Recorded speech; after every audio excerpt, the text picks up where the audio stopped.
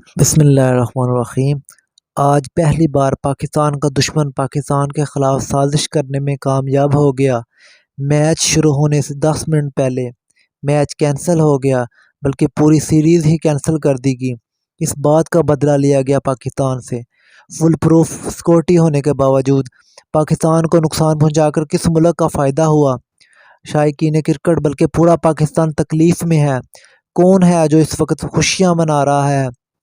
کیا یہ سب افغانستان کی عوام کے ساتھ پاکستان کی ہمدردی رکھنے کی وجہ سے ہوا ہے؟